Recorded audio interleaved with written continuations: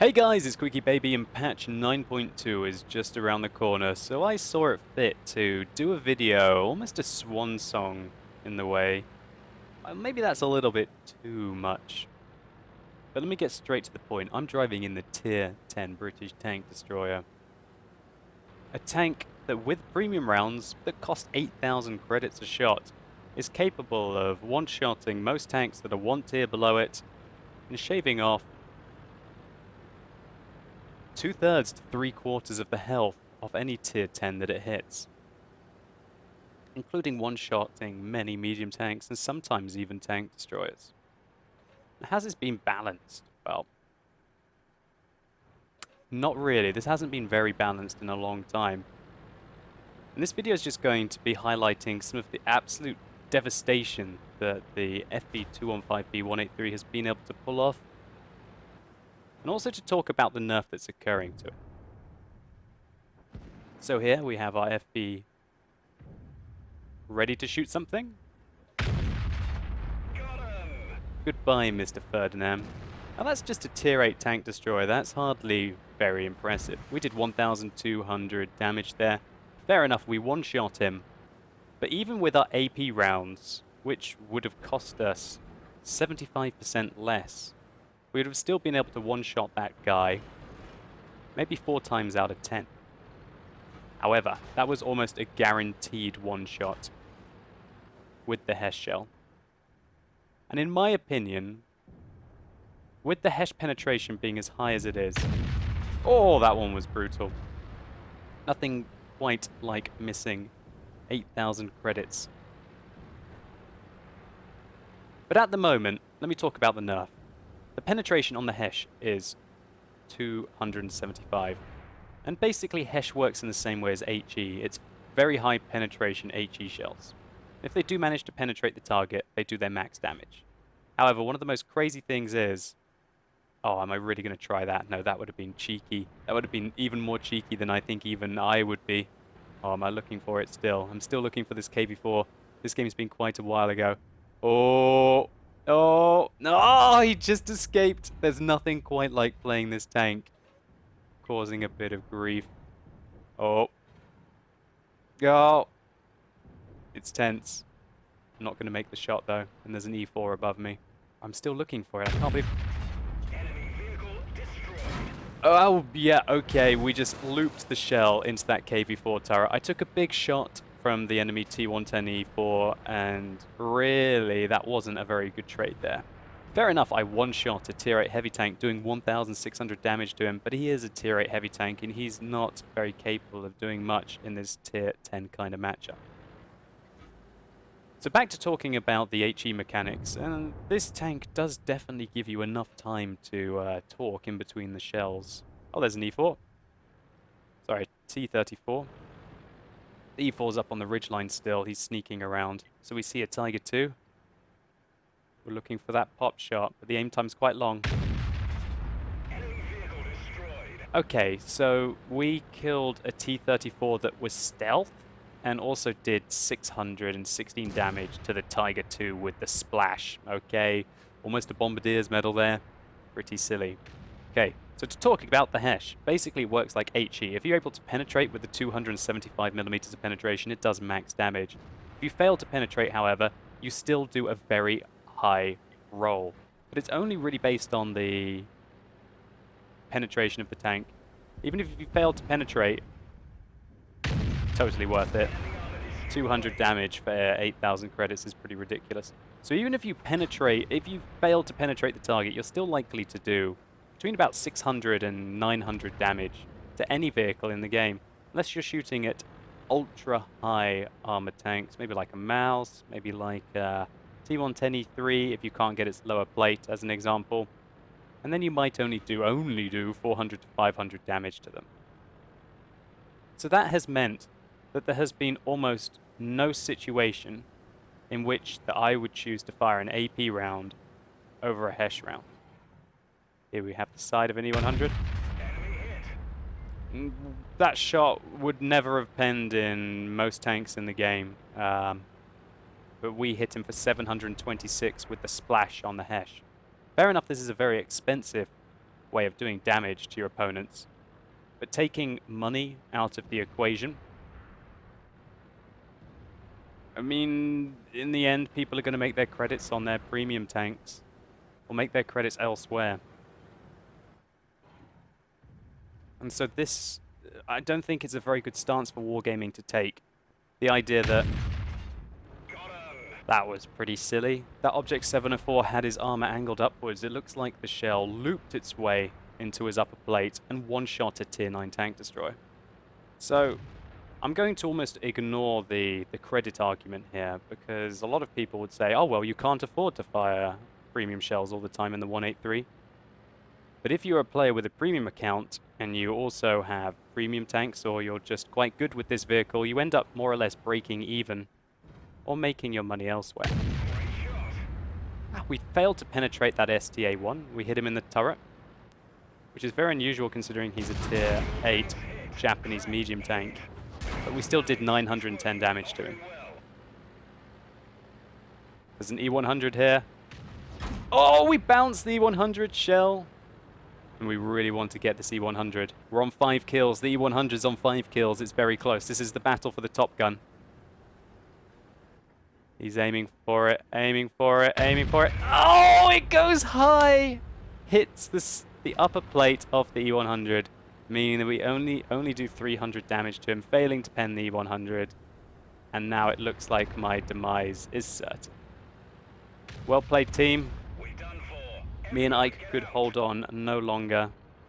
Maybe we shouldn't have gone down to this flank thinking about it, but we felt that we really wanted to hold the cap circle. Maybe we left the rest of the team to have a really bad game up the top and get killed by these guys who then flanked around, so well played to them. We got outplayed here really by this E100 and the T57 Heavy. Nevertheless, with 7,000 damage done and 5 kills, I felt like I still had a fairly good role in this game. Now, I don't think there's any other tank that would have allowed me to do 7,000 damage, like the 9.1 version of the FV215b 183. With its 275mm of penetration on its HE HES shells. So the big thing is they're nerfing the penetration on these shells from 275 to 230. So I definitely think that next patch, based on this replay, that I wouldn't have done as much damage as I did. Now, without recreating this battle exactly in 9.2, we don't know what that 275 to 230mm of penetration nerf is going to do to this tank. But it's quite likely that I might have failed to penetrate that Object 704. The KV-4 would have had a higher chance of bouncing my shell. I would have probably done less damage to that E100 turret. And I might have splashed for less on the STA-1 as well. And when I hit that T-34 that was stealth, and also splashed on the Tiger 2, it's likely that I would have done less splash to the Tiger 2.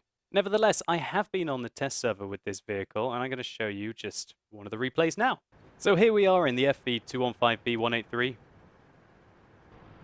We've got some tank destroyers against us. I'd like to clarify that this is the 9.2 test server.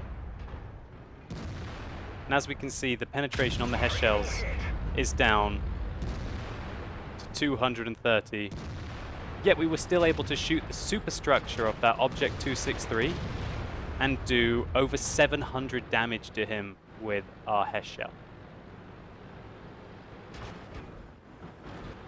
Now we're going to be looking for more targets. Just managed to reload. There's a 183. I managed to hit him just before this Jagdpanzer E100 goes tilt on me. I'm trying to get out of his way. And we didn't even really probably need to penetrate the FV215b there. We only likely needed to do 700 damage to him to take him out. Just checking behind me to make sure I'm not blocked. Here we can see the Jagdpanzer E100. We're going to shoot at the superstructure. 725 damage done against an angled superstructure of a Jagdpanzer E100 there. So far, we're seeing pretty consistently the HES ammunition, even though its penetration has been nerfed to 230 from 275, that is capable of doing large amounts of splash damage. As we're about to see as well, doesn't have any problems. Enemy armor destroyed. Nearly one-shotting the side of a Jagdpanzer 100. So in my opinion, next patch, the Hess shells are still going to be superior than the AP shells. But I think refreshingly, there are going to be situations where the AP shell is the best one to use. As an example, maybe you're engaging in E75 and you have a shot into the lower plate. 230mm of Hesh is only going to splash over his tank, probably doing 700 damage even on the lower plate. But the AP shells, with 310mm of penetration, are more than likely to be able to go through the lower plate of the E75. What that means is that you're going to have to probably penetrate him twice with the AP shells to kill him, whereas it's very likely that you're going to have to splash 3 of the Hesh shells on the lower plate of the E75 to be able to take him out. And that's just forgetting about the economics, that it's going to cost you 16,000 to 24,000 credits to take that E75 out with the Hesh shells, whereas with the AP shells, it's only going to cost you 4. And just to put things even more into perspective, I'm going to show you one more replay from 9.1, playing with Ike on Malinovka. And you guessed it, the FV215b 183. Let's go. So here we go, I'm playing on Malinovka Encounter. This is a very even match. I told Ike that I'm going to camp at the bottom and look for shots of opportunity, while he valiantly is going to go up onto the hill to defend it. Now looking back on this, seeing the matchup, this is a rather nice matchup for this tank. They're only a third of the enemy team at tier 10, with a third tier 9 and a third tier 8. Now, the FV215b 183 really likes those kind of matchups. It really does chew up tier 9 tanks, especially with its Hesh shells. Generally, they have slightly weaker armor, but more importantly, they have much lower health pools. And also, Leopard tanks just make me very happy in this vehicle. And even next patch, the Leopard tanks will still make you happy as well, because you're able to easily penetrate them. So the enemy have been very aggressive up on the hill. I'm looking for a shot to try and help them out. Here we see the side of a T-62A. Great shot. Oh, it hit the top of his turret. And we were only able to do 514 damage to the T-62A there. Nevertheless, it's quite likely that if we hit him with an AP shell, it would have bounced at that kind of an angle. But 8,000 credits for 514 damage, whoa, that's not great. Next patch, with the penetration nerf, we might have only been looking at 300, maybe 400 damage there. I'd have to fire half of the rounds in my tank to be able to kill a T-62A at that rate, and break the bank at the same time. So I'm still looking for shots up. The armor on this tank is not brilliant, and I'd really rather not get shot right now. But I found that Ike is struggling. I'm looking for a shot on the IS-8, and it goes a little too high. I should have aimed that shot a little lower. The IS-8 resurfaces on full health, and I don't have a chance to shoot. Oh, come on, come on! The VK! Ah, he's not even worth it anymore. I kind of look away in disgust. I don't want to shoot that VK. Oh, well, maybe I do. Oh, he's dead now. Oh, a Leopard. The perfect opportunity for this vehicle. But he pulls back. He's right there. I was a little slow to react to that Leopard. But here we have a T-34. Now, this isn't a very valuable tank to shoot at, but we're going to do it anyway. We hit his tracks and splash him for 645 damage. Nothing major so far. I would have probably done better in nearly every other tier 10 tank destroyer. Probably have done more damage. And I wouldn't have spent so many credits. Nevertheless, the FV215b 183 has unprecedented potential with its shells. It's completely unrivaled with its alpha damage in the game, apart from artillery. And even when you've lost the hill as brutally as this, you never want to count it out. So I've decided to fall back so that I can hopefully get some good shots into the enemy as they advance down. Ike was unable to escape, which leaves me and this Jagdpanzer 100 with a very tall order to be able to get out of trouble here. So the gun depression in this tank is not brilliant either. But luckily for me, I'm able to work my way into a position. And I'm looking for a T125, looking for his lower plate. Wow, what a result that was. Nearly the entirety of that T125 tank taken out with a slightly high roll of 1,818 damage. And way to double your damage, hey? Or even more. I'd only done 1,150 damage up until that point. Just increased it by 2.5 times. And that really slowed down their advance. If that T125 had made it to the base of the hill with any kind of hit points, we would have been in a lot of trouble. The Jagdpanzer 100 is doing a great defending job. Totally worth it. 218 damage done there to the IS-8. Little disappointing that the Jagdpanzer 100 got the shot in first, as we would have undoubtedly been able to kill him. Now next patch, would that still have been a kill? Yeah, it would have. The IS-8 would have died even next patch. However, we might not have been able to penetrate the T125. So unfortunately for me, that Jagdpanzer 100 just died, and that has left me completely alone. We've got 2 Waffenträger auf Panzer IVs, or one of them is a Waffenträger auf E100, the Jagdtiger and an Innenpanzer on the other flank. And right now I'm just thinking, hey, let's just defend. I want to try and work my way to that rock, try and not get shot in the side by the leopards that are making their way up from the central part of the map. And these are the kind of shots that we need. SD1 has not seen me yet, but it's very likely that he has Sixth Sense, because he pulled back. So unfortunately for me there, Sixth Sense really helped him out. He obviously pinged up for him and he pulled back before we were able to aim our shot, even though we're using the trees to be able to spot our opponents. The Sixth Sense helped me out there as well. I got spotted. And I pull back before I get ambushed. So there's a leopard. One shot, one leopard. 1,500 damage done there. And now I'm trying to keep my frontal armor to the other one. I've got a long reload left.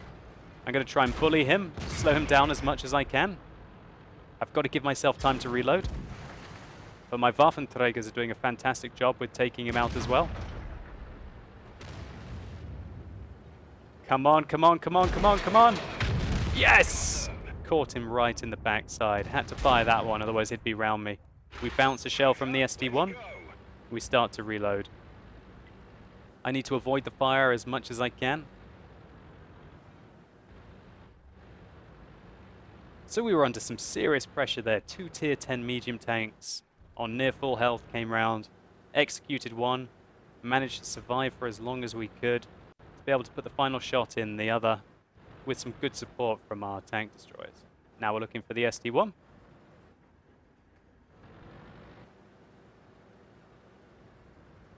There he is. There he is. Get the lower plate. We bounce the shot. Get the lower plate. Yes! And luckily for us, the artillery shell just goes wide. So next patch, would that have been a penetrating shot? Hey, I think that's actually a very good example for this tank. Next patch, that could have easily bounced. And the SD1 was on 1,037 health, which means that's a 7 out of 10 kill for the AP shell. So I believe that next patch, the AP shell would have been the better one to use. Nevertheless, the Hesh this patch, with its penetration being so close to the AP shells, means that even if I hadn't hit his lower plate flush, and splashed on his tracks as an example, or hit his upper plate, or splashed even near him, the Hesh shell cripples him. And so, we've managed to turn the game around there. What a fantastic result for us. We were under a lot of pressure, and we've come through with enough health left to probably take an artillery shell hit, but definitely not enough health to take an Object 704 shell. That BL-10 is just looking to end the run that we're on. So I'm trying to poke out to get a tell on the enemy. I poke out, see if I get spotted. I do get spotted, so I pull back. Now I have a very good idea of where the Object 704 is, and I ping the map for my allies to indicate that he is probably still where he was last spotted. I fall back behind the rock because, you know what, I don't want to get hit by the artillery. So the Jagdtiger, that I believe is on full health on that flank, has just seen that the Waffenträger auf Panzervier has made his way out of the base, and he's going to go and help him. Well played to that Waffenträger auf Panzervier for making that move. As soon as I communicated with them, they're actively trying to outflank their opponents. And I do need them. The Object 704 has great camo rating, unless he moves. And my camo rating is not fantastic. So he will it's very likely that he's going to spot me before I spot him. So what I'm trying to do is just make sure that I can sneak my way up this ridgeline without getting spotted. I don't want to hit the tree. If I hit the tree, I'm going to tell the enemy where I am. And I hit that little tree there. That was a mistake. But I'm much more focused on looking ahead of me and to my side. See if I'm going to get hit by the Object 704 or even spotted, rather than dodging that tiny little tree. So I get spotted right now. That's not good. I'm trying to pull back to try and stay in the dip to avoid getting shot by the Object 704. But I can't hang around for long. And that artillery very nearly just changed this game. And that's the second time I've got lucky. Now looking back on this play, was it the right one? Well, there's now 4 minutes left in the game. If I'd hung back, then we might not be able to catch our opponents. This Jagdtiger was camping there, and he's still there. I'm not sure if he's stuck. I have no idea what's going on with that Jagdtiger. But we'll just ignore him for now, and that's what I was thinking, that I had to ignore that Jagdtiger at least and just work with his Waffenträger auf Panzervier. So my idea to get up on the hill was so that I could support the Waffenträger auf Panzervier. I didn't want to let him be by himself. He could very easily get spotted out in the open and shut down by the artillery very quickly. So I'm just going to use this bush location. Wait for the Waffenträger to make a spot. He makes a great kill there on the batch at 155.55. And I have a lovely opportunity here on the Object 704. Enemy armor destroyed. Oh yes, nothing quite like a bit of a side shot there into the Tier 9 Soviet tank destroyer to take down the Top Gun and finish off the game in style. So just quickly, I want to think if those shells would have penetrated with the nerf that's going to be coming to the Hesh in the next patch. So our first shot at the T-62A would have likely done less damage next patch. Our next shot at the T-34 would have likely done less damage. That very important shot on the T-110E5 might not have penetrated the target and would have probably only done 700 damage if it failed to do so. That flush shot into the Leopard as he assaulted me would have very likely still been able to do the damage there and one-shot him. And I forgot that before that IS-8 would have, definitely still been penetrated. The following shot on the Leopard would have still been a pen. And I think I judge it to be about 75% likely that we would have been able to penetrate the lower plate of the SD-1 as well. But the thing is that penetration in World of Tanks isn't black and white. But you can be sure that when you take 45mm of penetration off a round, that it is a nerf. It's going to penetrate less often. And as it's Hesh, when it fails to do so, it's going to do less damage with the splash. I don't think I would have finished this game with my life intact. Indeed, I don't think my team would have won this game. I think I would have probably ended up with about 3,000 damage done and being killed by the artillery in the T-110E5 as he made it down to the rock.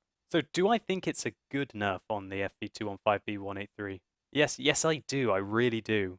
I don't think it should be the case that a tank needs to fire premium. And if we're honest, probably the FV215b 183 doesn't need to fire premium to be competitive. It's a turreted tank destroyer with more alpha damage than any other tank destroyer at 1,150. That's 100 more than the Jagdpanzer 100 as an example, which is quite mobile and has alright armor. I mean, the armor is good enough. It's good enough to take on tier 8s and tier 9s. And as long as you can apply the pressure to tier 10s, you can force some bounces against them. It's not, for example, like the Waffenträger V100 that just gets wrecked by anything that shoots it.